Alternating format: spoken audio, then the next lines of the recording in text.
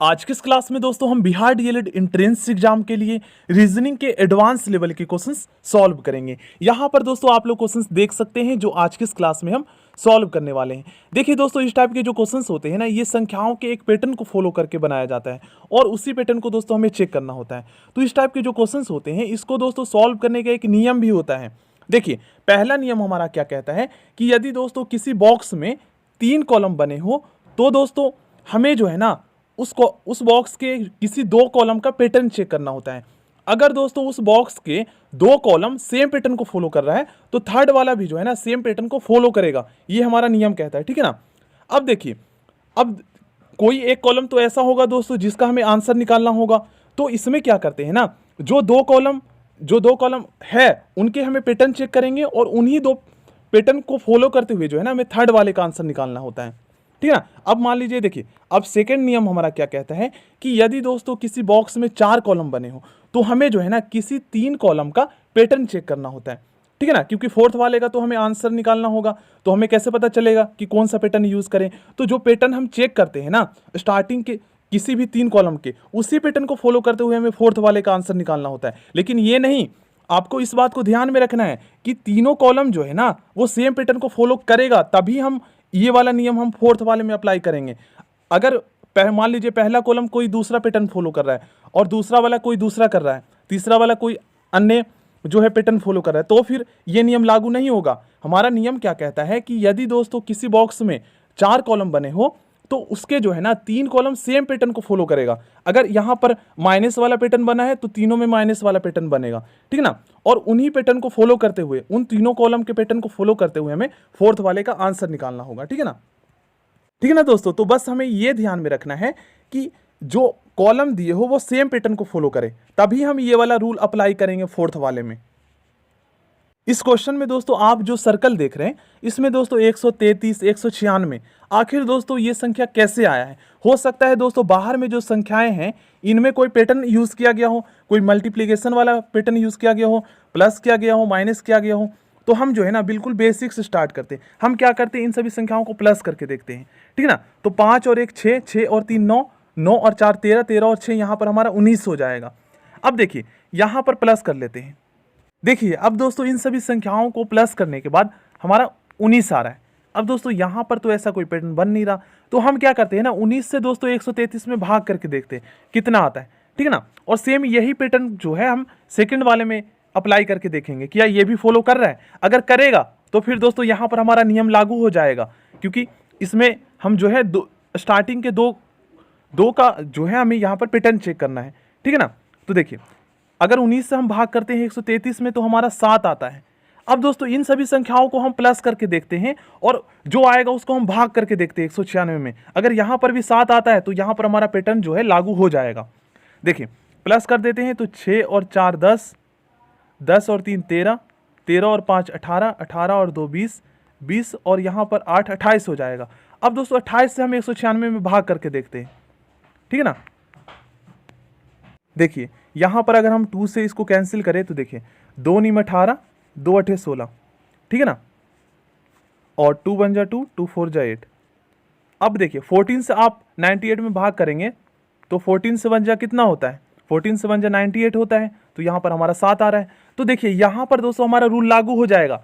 कहने का मतलब ये है कि हमारा पैटर्न क्या बन रहा है, हमारा पैटर्न ये बन रहा है कि बाहर की जितनी भी संख्याएं इनको प्लस करके 133 जो सर्कल में जो संख्या उसको हम भाग कर रहे हैं तो हमारा 7 आ रहा है। इसी तरीके से इसमें जो है स्टार्टिंग के सभी नंबर को हम प्लस कर रहे हैं बाहर के, और उसमें जो है सर्कल में जो संख्या उसमें हम भाग दे रहे हैं उस संख्या से। ठीक है ना, जो प्लस करने पर आ रहा है तो हमारा 7 आ रहा है। तो यहाँ पर हमारा पैटर्न सेम है, दोनों का पैटर्न सेम है। तो इन दोनों के पैटर्न को जो है ना फॉलो करते हुए हम थर्ड वाले का आंसर निकाल देंगे, क्योंकि यही तो हमारा नियम कहता है कि अगर स्टार्टिंग के दोनों कॉलम मान लेते हैं इसको, स्टार्टिंग के दोनों कॉलम सेम पैटर्न को फॉलो करेगा तभी हम थर्ड वाले में ये वाला नियम अप्लाई करेंगे, नहीं तो नहीं करेंगे। ठीक है ना, क्योंकि ये वाला भी जो है इन्हीं दोनों कॉलम के पैटर्न को फॉलो करके बनाया गया है। ठीक है ना, कॉलम मान लीजिए इन्हीं को फॉलो करके बनाया गया है, ये नियम कहता है। तो हम क्या करते हैं, इसके बाहर की जो संख्याएं दे रखी हैं इनको प्लस कर लेते हैं। ठीक है ना। तो देखिए 4 और 2 6, 6 और 3 9 हो जाएगा, 9 और 7 यहाँ पर हमारा हो जाएगा 16, 16 और 5 यहाँ पर 21 और 1 22। ठीक है ना।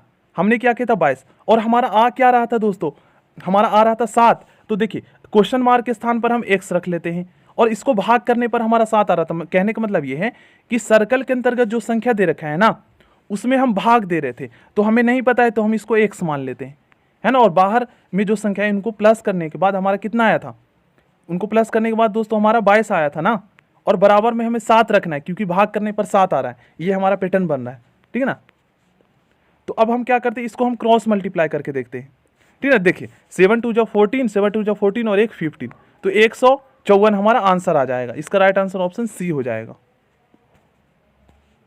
देखिए दोस्तों, एडवांस लेवल के जो क्वेश्चंस होते हैं ना, उसमें एडवांस लेवल के पैटर्न यूज किए जाते हैं। अब इस क्वेश्चन में भी एडवांस लेवल का पैटर्न यूज किया गया है। देखिए आखिर दोस्तों, ये आप लोग देखेंगे, ये जो सर्कल है इसको 4 पार्ट में डिवाइड किया गया है।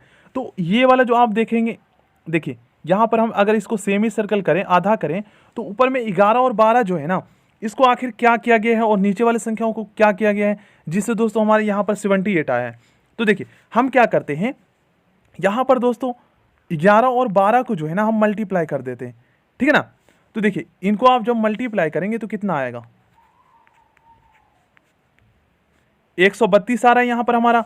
ऊपर में संख्याओं को मल्टीप्लाई करने के बाद हमारा 132 आ रहा है, और नीचे में जो संख्या इनको मल्टीप्लाई करने के बाद 6 × 54, यहाँ पर 54 आ रहा है।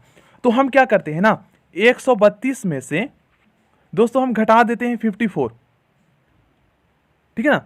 तो देखिए यहाँ पर दोस्तों हमारा 78 आ रहा है।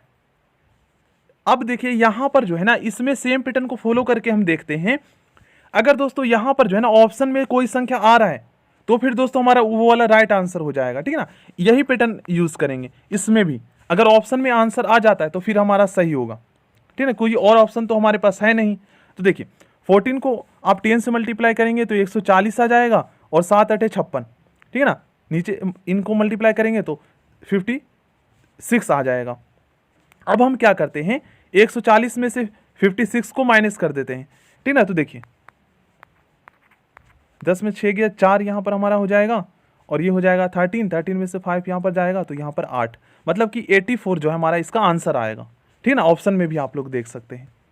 देखिए दोस्तों, इस क्वेश्चन में बहुत ही सिंपल पैटर्न यूज किया गया है। देखिए फर्स्ट कॉलम मान लीजिए ये वाला हम मान लेते। देखिए इन दोनों कॉलम के हमें पैटर्न चेक करना है, क्योंकि बीच में जो कॉलम दे रखा है इसका तो हमें आंसर ही निकालना है ना। तो हमें इन दोनों कॉलम के पैटर्न चेक करना होगा। अगर ये दोनों सेम पैटर्न को फॉलो करता है तो फिर हम जो है इन दोनों कॉलम के पैटर्न को फॉलो करते हुए इस बीच वाले कॉलम का आंसर निकाल लेंगे। अगर हम देखें दोस्तों फर्स्ट कॉलम में, तो यहाँ पर किस हिसाब का पैटर्न बन रहा है।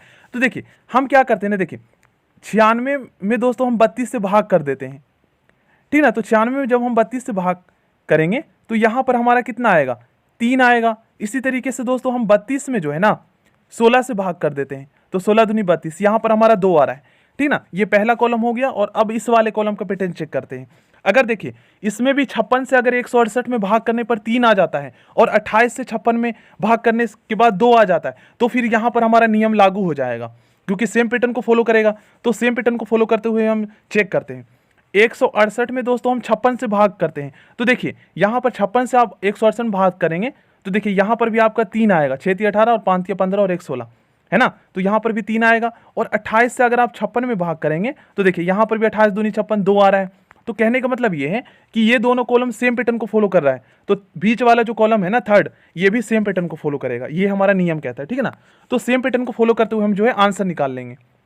तो देखिए स्टार्टिंग में फर्स्ट कॉलम में हमने 96, जो सबसे ऊपर में संख्या आप देख रहे हैं, इसको जब हमने नीचे वाली जो संख्या है 32 से भाग किया था तो 3 आया था। इसी तरीके से 168 में 256 से भाग किया था तो 3 आया था। तो क्वेश्चन मार्क के स्थान पर हम x मान लेते हैं। और दोस्तों जब हम 48 से भाग करेंगे ना तो यहाँ पर भी 3 आएगा, क्योंकि ये हमारा कॉलम बन रहा था ना, 3 और 2 का 3 आ रहा था, और जब हम नीचे की जो संख्या उससे भाग कर रहे थे तो 2 आ रहा था, है ना, इस तरीके से। तो यहाँ पर भी हमारा 3 आएगा स्टार्टिंग में, क्योंकि सभी संख्याएं को ऊपर वाली जो संख्याएं थी उसके नीचे वाली संख्याएं से भाग करने पर 3 आ रहा था। यहाँ पर भी 3 आएगा। अब देखिए आप क्रॉस मल्टीप्लाई कर दीजिए तो x बराबर में हमारा यहाँ पर आंसर आएगा। देखिए 8 3 × 24 का यहाँ पर 4, और 4 3 × 12 और 2 यहाँ पर 14, 144 हमारा आंसर आ गया।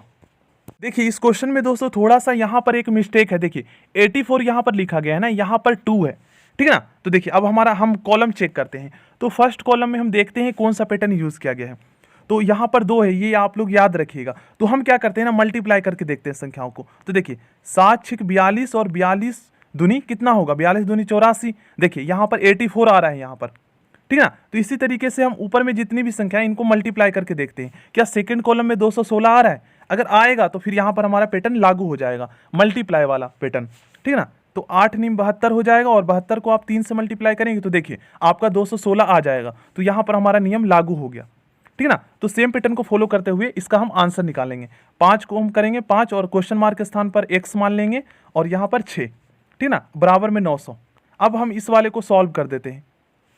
5 गुने में x गुने में 6 बराबर में 900, है ना। अब देखिए इनको आप मल्टीप्लाई कर लीजिए, 6 पचे 30। अब यहाँ पर ये संख्याएं मल्टीप्लाई होगी तो बराबर किस साइड में जाकर किस में चेंज हो जाएगा, भाग में चेंज हो जाएगा, ठीक ना। तो x बराबर में 900 बटे में 30 कर देंगे, ठीक ना। x बराबर में 900 बटे में 30। अब इस जीरो से ये जीरो कट गया, 3 तिया 9 और 1 जीरो 30, हमारा आंसर आ गया।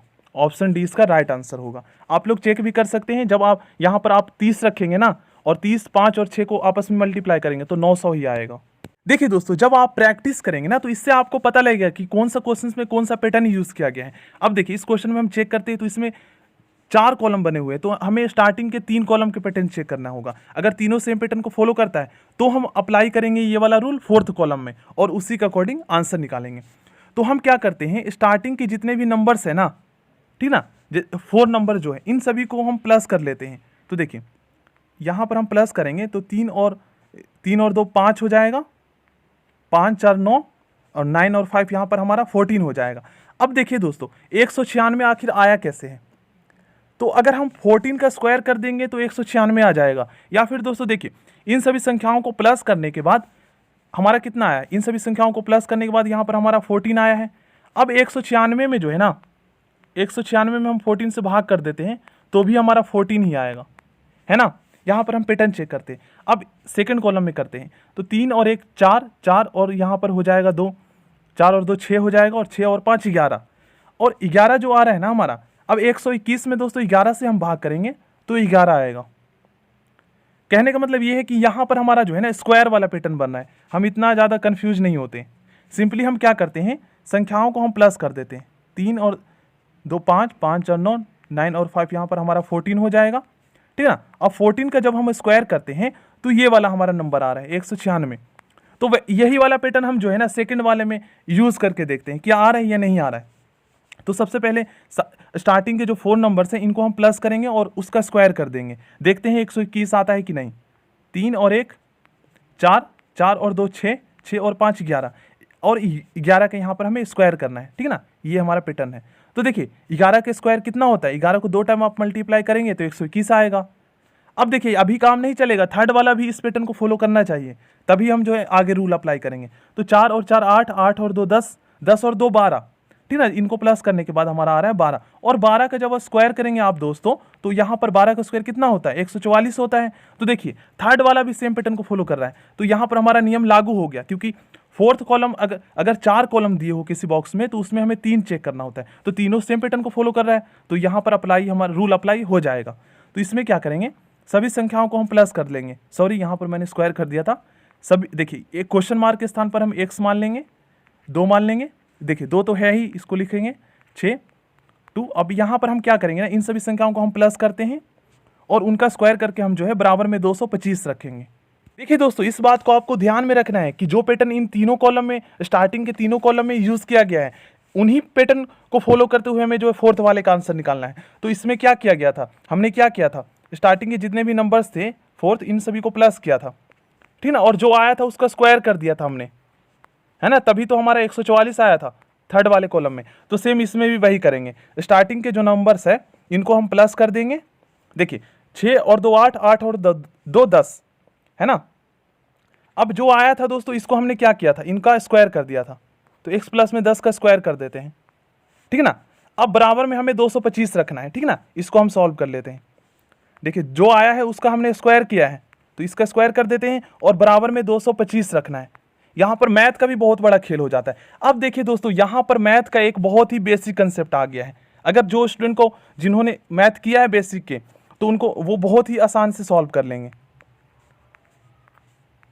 अगर दोस्तों आप मैथ बेसिक से सीखना चाहते हैं तो मैंने बिहार डीएलएड के लिए प्लेलिस्ट बनाया, प्लीज़ दोस्तों वहां पर जाकर आप लोग जरूर देखें। देखिए अब दोस्तों यहां पर आप लोग देखेंगे तो ये जो है ना स्क्वायर है, बराबर की साइड में जाकर किस में चेंज हो जाएगा, बराबर की साइड में जाकर स्क्वायर वाला हमारा वर्गमूल में चेंज हो जाता है। तो यहां पर ये वर्गमूल लग जाएगा और इस साइड में जो स्क्वायर है ये हट जाएगा, ठीक ना। तो यहां पर हमारा बचेगा x प्लस में 10 बराबर में 225 वर्गमूल में है। तो 225 का वर्गमूल हमारा कितना होता है आपको पता होगा, 225 का 15 का स्क्वायर 225 होता है, तो 225 का वर्गमूल 15 होता है। देखिए x प्लस में 10 हमारा बचा यहाँ पर, और यहाँ पर हम 225 का वर्गमूल निकाल देंगे, ठीक है। तो जब आप 225 का वर्गमूल निकालेंगे तो हमारा 15 आएगा। x प्लस में 10 बराबर में 15, वर्गमूल निकालना दोस्तों मैंने आपको बताया है ये 2-3 बार, ठीक ना। अब देखिए x यहाँ पर 10 जो है यहाँ पर प्लस में है, तो बराबर की साइड में जाकर माइनस में हो जाएगा, ठीक ना। तो x बराबर में 15 माइनस में 10, x बराबर में 15 माइनस में 10 बराबर में 5 आ जाएगा ना। देखिए तो हमारा आंसर आ गया। तो यहाँ पर जो फोर्थ कॉलम में क्वेश्चन मार्क के स्थान पर हमारा आंसर 5 आएगा, ऑप्शन बी होगा इसका राइट आंसर। और आप चेक भी कर सकते हैं, देखिए हमने क्या किया था,